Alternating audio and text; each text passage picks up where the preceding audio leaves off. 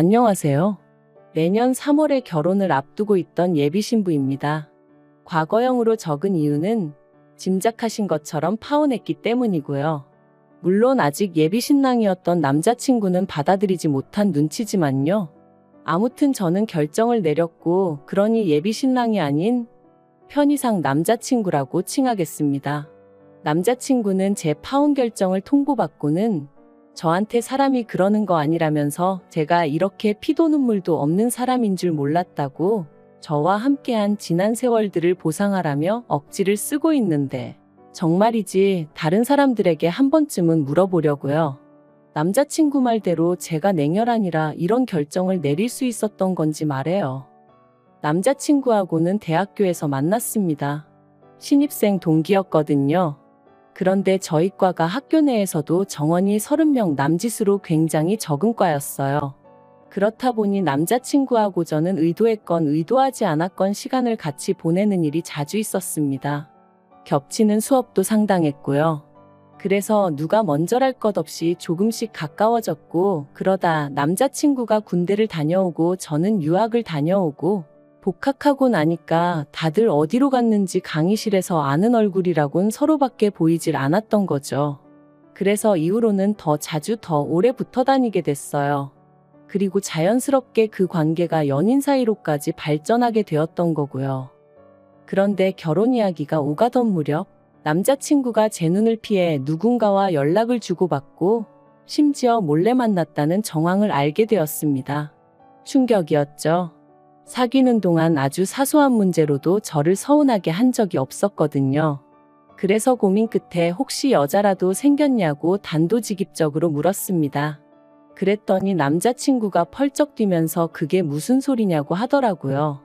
그리고는 자기도 제가 왜 그런 의심을 하는지, 딱 눈치를 챘는지 한숨을 내쉬고는 실은 자기가 저에게 말하지 않은 게 있다면서 자기 부모님이 재혼하신 사이라는 거예요. 처음엔 좀 솔직히 깜짝 놀랐어요. 왜냐하면 이미 남자친구 부모님을 몇 번이나 만났었는데 두 분 사이도 너무 좋으셨고, 특히나 새어머님, 그러니까 제가 그때까지도 당연히 남자친구의 원래 친어머니라고 생각했던 그분이 남자친구를 대하시는 건 제 어머니가 저를 대하시는 모습과 별반 다를 게 없었거든요. 아무튼 남자친구는 상황이 이렇게 되었으니 더는 감출 게 뭐가 있겠냐면서 자기 이야기를 시작했고, 그 이야기는 꽤나 충격이었습니다. 남자친구의 아버님과 남자친구를 낳아주신 친어머님은 남자친구가 초등학교 때 헤어지셨대요. 그리고 그 이유는 아버님이 아닌 친어머님의 외도였고요. 아버님이 눈치를 채기도 전에 친어머님이 먼저 남자가 생겼다며 일방적으로 이혼을 요구하셨답니다. 하지만 그럼에도 불구하고 아버님은 자식까지 있는 여자가 어떻게 그렇게 쉽게 가정을 버릴 생각을 할 수가 있냐고 이혼은 못 해준다고 버티셨대요. 그러면서 지금이라도 정리하고 돌아오면 두 번 다시 입에 올리지도 않겠다. 아무 일도 없던 것처럼 용서하고 살겠다. 그렇게까지 말씀도 하셨다나요? 하지만 친어머님은 사랑 없이 못 산다. 자식도 필요 없다. 자기를 놔달라. 그래서 그렇게 결국 두 분은 이혼하셨답니다. 그런데 더 황당한 건 이혼하고 나서 보니까 친어머님이 사채를 엄청나게 빌려 쓰셨더라는 거예요. 그래서 아버님이 남자친구만 데리고 거의 야반도주하듯 이사를 가셔야만 하셨다고요. 이후로 아버님은 지금의 새어머님을 만나 재혼을 하셨어요. 두 분은 어린 시절 친구 사이였고 당시 새어머님은 사별을 하신 상황이었다고요. 남자친구 말로는 자기가 듣기에 새어머님이 더 적극적으로 다가오셨는데 그런 새어머님께 아버님이 나는 가진 게 없어서 너를 행복하게 못 해준다 하셨답니다. 하지만 새어머님은 사별한 남편이 남기고 간 유산도 있고 또 친정 자체가 워낙 잘 살던 집이라 그런 건 아무 문제가 안 된다 하셨대요. 그저 바라는 게 하나 있다면 건강하게 오래오래 옆에 있어 달라고. 아무튼 그래서 두 분이 재혼을 하게 되셨고 그때부터 남자친구가 말하길 모든 것이 달라졌답니다. 새어머님이 빚부터 시작해서 많은 부분을 해소시켜 주셨다고요. 그런데 그렇게 아버님과 남자친구가 조금씩 새로운 가정에 적응해 나가던 때 남자친구가 친어머님으로부터 연락을 받았답니다. 친어머님께선 남자친구에게 엄마가 그립지 않았냐며 미안하다고, 너만 괜찮다면 예전처럼 돌아가고 싶다 뭐 그런 말씀을 하셨다대요. 하지만 그 사실을 알게 되신 아버님께서 전 부인인 친어머님을 만나서는 이제 와서 무슨 염치로 연락을 하느냐고, 어디 가서 죽더라도 아무 소식도 알리지 말라셨답니다. 그리고는 한 번만 더 우리 주변에서 얼쩡거리면 평생 후회하게 만들어주겠다 뭐 그런 식으로 경고를 하셨다고요. 이 이야기를 들었을 땐 정말 놀랐어요. 평소에 제가 뵌 아버님은 말수가 많지는 않으셔도 배려가 넘치시고 따뜻하신 분이셨으니까요. 아무튼 상황이 그랬음에도 불구하고 남자친구는 결국 친어머님을 끊어내지 못했답니다. 저한테 그러더라고요. 그래도 자기를 낳아주신 어머니인데 어떻게 아예 모른 척할 수 있었겠냐면서. 그래서 그냥 가끔 안부만 주고받는 정도로 지내고 있었다는 거예요. 최근에 연락이 잦아진 건 이래저래 어머님을 좀 도와드려야 하는 상황이었기 때문이었고요. 그리고 이런 상황을 알고 나니 솔직히 제 마음이 후련하기만 한 것은 아니었어요.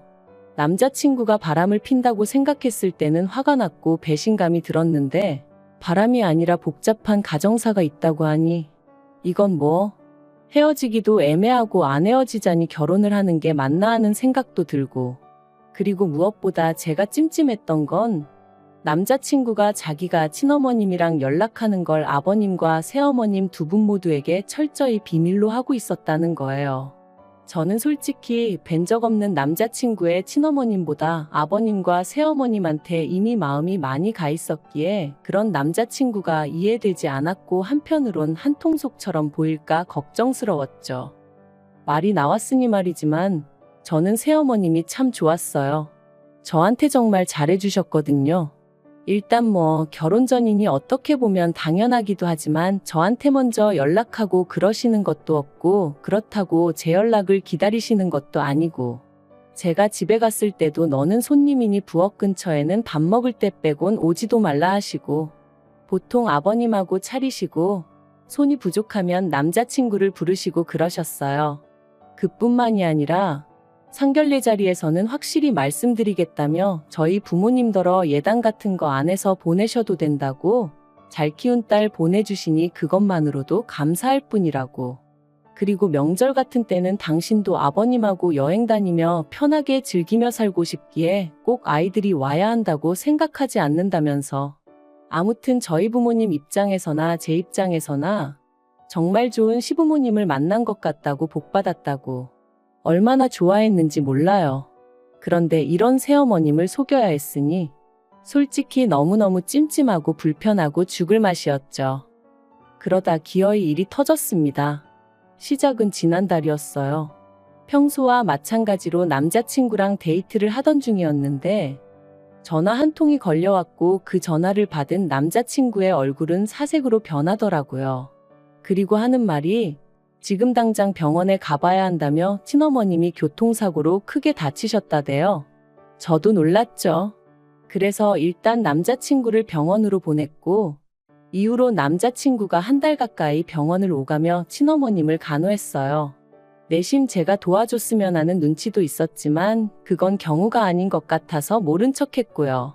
그리고 진짜 문제는 친어머님이 들어두신 보험도 없고 무엇보다 본인이 잘못을 해서 교통사고가 났던 거대요. 그래서 그나마 혼자 살고 계시던 월세방 보증금까지 싹 다 빼서는 병원비 되고, 그걸로도 부족해 남자친구가 결혼자금이라고 나름대로 모아둔 돈까지 다 써버린 거죠. 듣는데 어찌나 갑갑하고 화가 나던지. 하지만 첩첩산중이라고 그게 다가 아니었습니다. 갈 곳이 없어지신 친어머님을 남자친구가 아버님 새어머님은 물론이고 저와도 상의 없이 자기 사는 오피스텔로 모셨거든요. 어이가 없더라고요.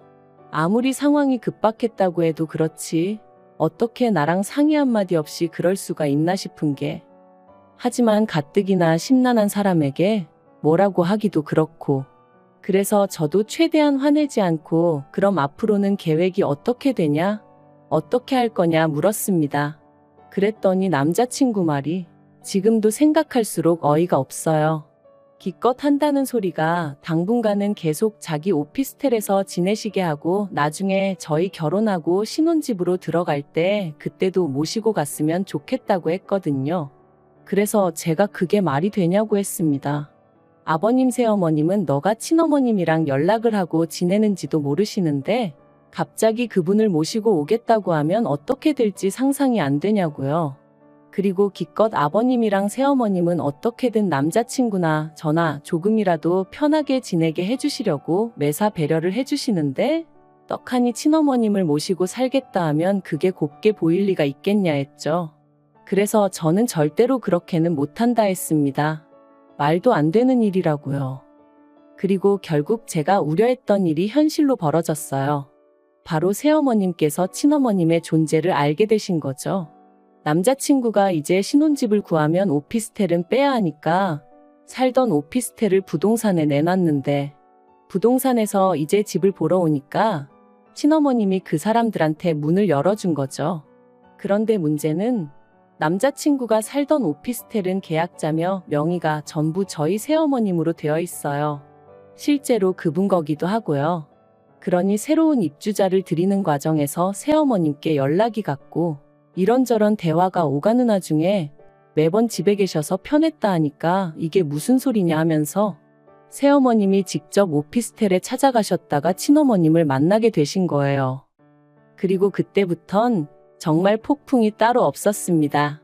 새어머님께서는 남자친구와 저를 불러 앉혀놓고는 언제부터 이런 깜찍한 짓을 저지른 거냐 하시며 당신은 친아들이라 생각했고 저를 며느리라 생각해서 정말 진심으로 대했는데 배신감이 너무 크다 하셨어요. 그리고는 남자친구더러 앞으로 어쩔 셈이냐고 물으셨는데 그 와중에 멍청하다고 해야 하는 건지 고집이 세다고 해야 하는 건지 아니면 눈치가 없는 건지 남자친구가 한다는 말이 그래도 자기를 낳아주신 분인 만큼 하다못해 전세 하나라도 구해드리고 싶다는 헛소리를 짓거리대요. 그런데 웃긴 건 제 남자친구지만 그럴 만한 능력이 안 되거든요. 그럴 만한 돈도 없고요. 아닌 게 아니라 신혼집도 새어머님이 해주시는 거였고 그나마 남자친구가 모아둔 알량한 돈 몇 푼 그건 벌써 병원비로 다 들어갔는데 이 와중에 친어머님한테 전세를 얻어주고 싶다니 제가 머리에 돌을 맞았나 싶더라니까요. 그러자 아버님과 새어머님 두 분 다 남자친구더러 그럼 그러라 하셨습니다. 네 능력껏 전세고 뭐고 얻어주던지 말던지 알아서 하라고요. 그리고는 단 지금 사는 오피스텔에선 최대한 빨리 짐 빼고 그리고 이제 너랑 나는 남남이다. 앞으로는 네 본가가 여기라고 생각하지 마라. 친어머니한테 잘해드려라 하며 선을 딱 그으시는데 솔직히 망했다 싶었죠. 그리고 이틀 뒤 저는 남자친구의 친어머님이란 분에게 연락을 받았습니다. 남자친구에게 무슨 이야기를 어떻게 들으셨는진 몰라도 저를 한번 만나고 싶다 하셨어요. 제가 어떤 사람인지 궁금하기도 하고 당신 며느리감이라니 빨리 보고 싶다면서 말이죠. 그리고 솔직히 여기서부터 이미 거부감이 들었습니다. 그렇지만 이때만 해도 남자친구랑 헤어져야 하는 건지 어째야 하는 건지 어떤 결정도 내리지 못한 와중이었기에 일단 친어머님을 만나게 되었죠. 그런데 친어머님이 이런저런 말씀을 하시다가 그래서 혼수나 예단 같은 건 어떻게 하기로 했었냐입니다. 그래서 혼수는 제가 해가고 예단은 안 해가기로 했었다 하니까 그래도 그건 경우가 아니지 않냐면서 그런데 당신도 딱히 필요한 건 없고 그러니까 일단은 혼수고 예단이고 현금으로 가져오랍니다. 그 돈하고 제가 사는 원룸 전세보증금하고 더하면 우리 세 식구 살 곳 하나 못 구하겠니? 하시면서 말이죠. 너무 기도 안 차서 이건 뭐라고 대꾸를 해야 하나 싶대요. 그래서 우리 셋이요 하고 되물었습니다. 그랬더니 옆에 있던 남자친구가 그럼 상황이 이런데 어쩌겠냐며 저더러 좀 이해를 해달라는데 이건 아니다 싶었죠. 그래서 제가 남자친구에게 아무래도 이건 아니라고 했습니다. 너를 내가 사랑하는 건 맞지만 나는 가족관계도 중요하다고 생각하고 금전적인 부분도 무시할 수 없다고 본다. 그런데 지금 보아하니 너무 많은 것들이 달라졌고 그래서 이 결혼은 적어도 당장은 못하겠다 했습니다. 그랬더니 남자친구가 한다는 말이 저더러 이렇게 단칼에 자기를 잘라낼 수 있냐는 거예요. 그래서 그럼 어쩌겠냐고. 네가 네 엄마한테 끌려다니듯이 설마 나도 너한테 끌려다닐 줄 알았냐. 그런데 남자친구가 이러지 말고 같이 가서 아버님과 새어머님한테 한 번만 빌어보재요. 두 분 다 저를 워낙에 좋아하셨으니 저까지 같이 가면 한 번쯤은 용서해 주실지도 모르지 않냐면서 말해요. 그리고 남자친구 친어머님은 그래 할 수 있는 건 다 해보라고. 네 아빠가 그렇게 인정머리 없는 사람은 아니라며. 어떻게 보면 이 모든 상황이 친어머님 때문인데 정작 본인은 얼마나 태어나시던지 우라가 치밀대요.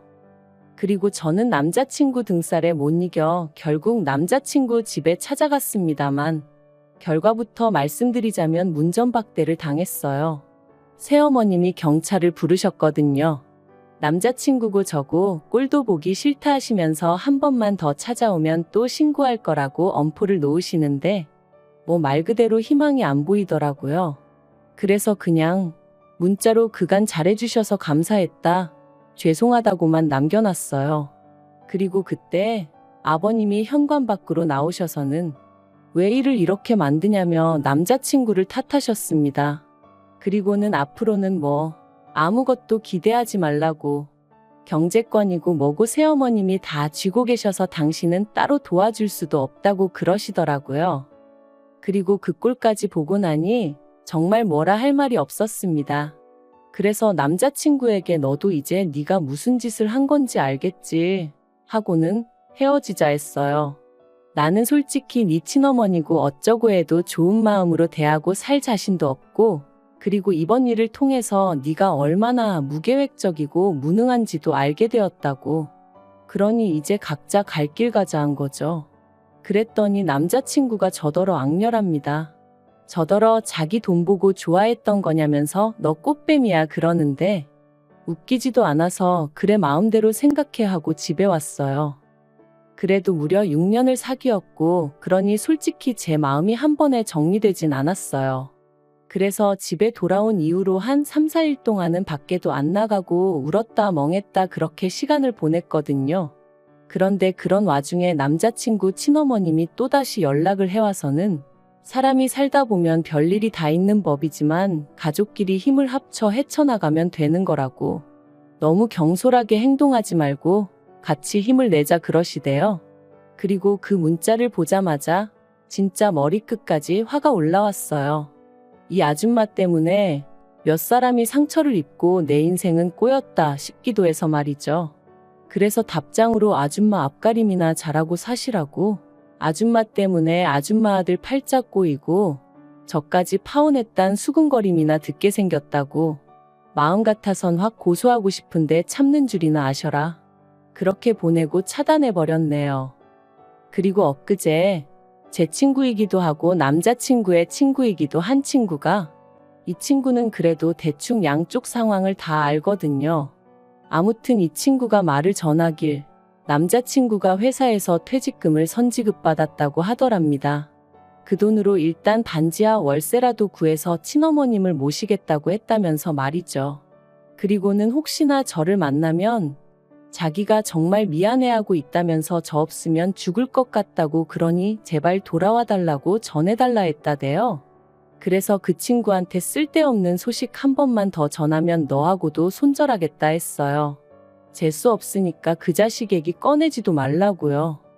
솔직히 이런 저를 속물이다 생각하는 사람도 있을지 모르겠지만 저는 지금 그 친어머님인지 뭔지 하는 분 때문에 인생 자체를 송두리째 뺏겨버린 기분이에요. 마음 같아선 어떻게든 책임을 묻고 싶을 정도로 말이죠. 하지만 또 한편으로는 그래도 이런 일이 결혼 전에 벌어졌으니 얼마나 다행인가 싶기도 합니다. 6년의 세월을 한순간에 없었던 일처럼 지우고 살 순 없겠지만 그래도 조금씩 다시 기운 차려 볼게요. 두서가 없는 제 남사스러운 이야기를 들어주셔서 감사합니다.